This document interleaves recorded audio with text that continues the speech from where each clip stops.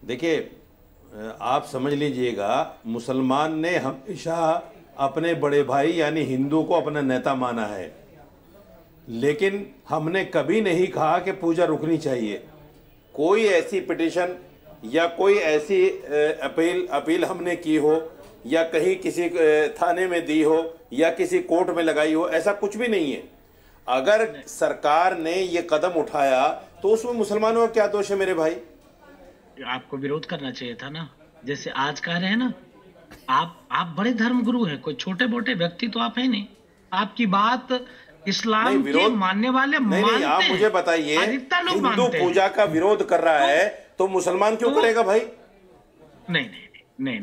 अच्छा, अब मुलायम सिंह यादव हिंदू हो गए। वो मुलायम सिंह यादव जिनकी पहचान मुल्ला मुलायम की रही, मौलाना साजिद रशीदी के लिए अब वो मुलायम सिंह यादव हिंदू हो गए। सुशील पंडित जी हमारे साथ जुड़ चुके हैं। महेंद्र राजूदास, मैं आऊंगा आपके पास। सुशील पंडित जी जुड़ चुके हैं। अरे मुलायम सिंह क्या मुसलमान थे?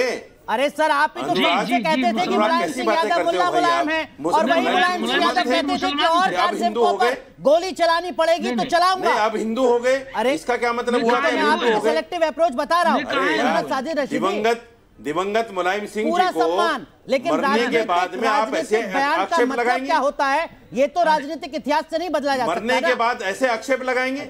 आप कर रहे थे, आपसे उम्र में दुगने बड़े थे, तब इस तरीके की कोई बात नहीं थी नैतिकता की। ठीक है, मरने वाले सुशील पंडित, ये सेलेक्टिव अप्रोच है क्या? माफ कीजिए, आप दोनों को रोक रहा हूं। सुशील पंडित, मुस्लिम पर्सनल लॉ बोर्ड ने आज कहा ज्ञानवापी के संदर्भ में कि देखिए, मस्जिद सवाब के लिए बनाई जाती है। सवाल ये पूछा जा रहा है कि क्या मस्जिद सवाब के लिए मथुरा, काशी और अयोध्या में मंदिर के ऊपर या मंदिर के बगल में बनाई जा रही थी?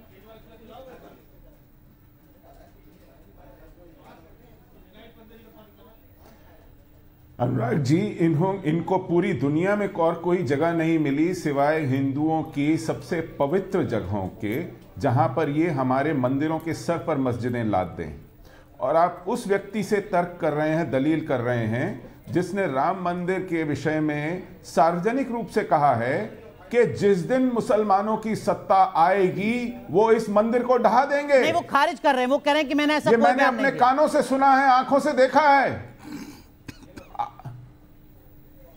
मैंने सुना है, मैंने देखा है। उन्होंने इंटरव्यू में कहा है कि जब हमारा जोर था हमने वहां मस्जिद बना ली। आज आपका जोर है, आपने मंदिर बना लिया। जिस दिन मुसलमान का जोर चलेगा वो उसको ढहा देंगे। ये बिल्कुल मैंने अपनी कानों से सुना है, आंखों से देखा है। तो मुस्लिम पर्सनल लॉ बोर्ड की आज की जो दलीलें हैं वो बेमानी है। ऐसा कोई मेरा बयान आप दिखा दो, सुशील पंडित साहब, मुस्लिम पर्सनल लॉ बोर्ड की आज की दलीलें बेमानी है। बिल्कुल बेमानी है। ठीक है, बिल्कुल बेमानी। वकालत भट्टी, ये इसी मुंह से कहते थे कि जहां जबरदस्ती किसी दूसरे की इबादत गाह पर मस्जिद बनाई गई हो, वहां पर नमाज कबूल नहीं होती, वहां दुआ कबूल नहीं होती। आज ये किस मुंह से कह रहे हैं कि यहां पर हमारी नमाज वाजिब है? मैं जवाब दे रहा हूं। मैं आऊंगा मौलाना साजिद रशीदी, आऊंगा आपके पास भी। हमारे साथ वकारज भट्टी बैठे हुए हैं स्टूडियो में। वकारज भट्टी, मुस्लिम पर्सनल लॉ बोर्ड की तरफ से आज ये भी कहा गया कि देखिए, अगर भरोसा उठ गया तो नुकसान हो जाएगा। किस तरीके का नुकसान हो जाएगा? ये क्या धमकाने की कोशिश है? देखिए, जहां तक भरोसे की बात है तो भरोसा उठेगा नहीं, भरोसा उठ चुका है। और भरोसा किससे भरोसा उठ चुका है? सुनिए, संविधान से, अदालत से? सुनिए, हाँ, भरोसा, जहां तक मैं नौजवानों के बीच रहता हूं और काफ़ी नौजवान हैं जो मुझे भी फॉलो करते हैं और मैं देखता भी हूं, तो नौजवानों का, खासकर मुस्लिम नौजवानों का भरोसा सरकार से तो पहले से ही थे। सरकार नहीं, वो तो राजनीतिक फैसला हो सकता है, कोई सरकार पे तो पहले से ही था नहीं। संविधान और अदालत से फैसला उठ रहा है क्या?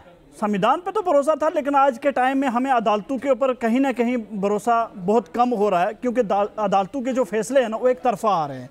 और क्यों आ रहे हैं वो हम भी जानते हैं, आप भी जानते हैं, क्योंकि अदालतें भी आज प्रेशर में हैं। 31 साल के बाद अगर फैसला आता है तो वो एक तरफा हो गया। सुनिए सर, अगर फैसला एक तरफा ही आना होता तो 93 में आ गया होता। कौन सा फैसला? ज्ञानवापी में। नहीं, ज्ञानवापी 1993 से पूजा बंद हुई, 2024 में आकर फैसला आया। 31 साल तक अदालती लड़ाई चलती रही। आप कह रहे हैं कि एक तरफा फैसला है। सर सुनिए, जहां तक ज्ञानवापी मस्जिद का फैसला जो आप कह रहे हैं ना, ज्ञानवापी का अयोध्या का मामला 130 साल पुराना मामला है अदालत का। सुनिए ना सर, अयोध्या में वही अदालत कह रही है, सुप्रीम कोर्ट की, कि मस्जिद तोड़ के मंदिर नहीं बनाया गया था, बट हम आस्था के ऊपर ये फैसला दे रहे हैं। तो बताइए फिर गलत था फैसला या नहीं था? टेक्निकल अगर सोचा जाए तो गलत था या नहीं? आप पढ़ लीजिए जजमेंट, मैं पढ़ चुका हूँ जजमेंट, आप पढ़ लीजिए, आप जजमेंट पढ़िए, जजमेंट आप पढ़िए। जी राजूदास जी थोड़ा भट्टी साहब जी बोलिए। मैं निवेदन पूर्वक कहना चाहता हूँ इनको जजमेंट पढ़ना चाहिए। आप पढ़िए। 700 कुछ से लेकर 700 कुछ से लेकर 900 कुछ तक हर एक जगह बताया गया है कि सनातन संस्कृति से जुड़ी हुई जगह है सर, वो जहाँ तो ये चीज मिला, ये चीज मिला, ये चीज मिला। अच्छा एक मिनट भट्टी साहब, आपके मस्जिद का उत्खनन हो, तोड़े जाएं तो वहाँ पर शिवलिंग मिले, देवी देवता के प्रतीक चिन्ह मिले, तो क्या वो इस्लाम में जायज है क्या? सर सुनिए, अब मैं आपको इस्लाम में सीधा सवाल पूछ रहा हूं, प्रैक्टिकल जवाब दूंगा। सर देखिए, मैं आपको ये बताऊंगा, ऐसे अगर 200-300 साल 400 साल पहले आप चले जाएंगे ना, तो पूरी दुनिया में जहां भी किसी का बाप दादा अगर मर जाते थे या किसी का कोई नेता मर जाता था तो उसका वो पुतला बना लेता था। तो उसका मतलब कि पूरे संसार में ही जो पुतले बने हुए तो वो मंदिर नहीं हो सकते ना सर, क्योंकि पहले एक अंधविश्वास। सुनिए तो आप अयोध्या मथुरा काशी की बात कर रहे हैं, संसार की बात करने लगे। नहीं, इन्होंने बोला ना कि मस्जिदों की जगह अगर नीचे पुतला मिले, कल मेरे घर में भी अगर कोई पुतला मिलेगा तो उसका मतलब ये थोड़ा कि वो मंदिर था। कल आपके घर में ये स्टूडियो के नीचे बाप दादा हिंदू ही थे, तुम नहीं, मेरे हिसाब से सुनिए, मेरे इस्लाम के हिसाब से आप मुसलमान थे सर। सलवार पहनी है ना? नहीं, सलवार हमने पहनी है, लेकिन आपने, मुझे भी लगता है कि आपने टिक्का और पगड़ी पहन लिया, गलती कर दी आपने, आपने गलती कर ली। आपने नहीं, आपके बाप दादा जो थे ना मुसलमान थे। व्यक्तिगत कमेंट से बचते हैं, व्यक्तिगत कमेंट से बचते हैं, व्यक्तिगत कमेंट से बचते हैं, व्यक्तिगत कमेंट से बचते हैं।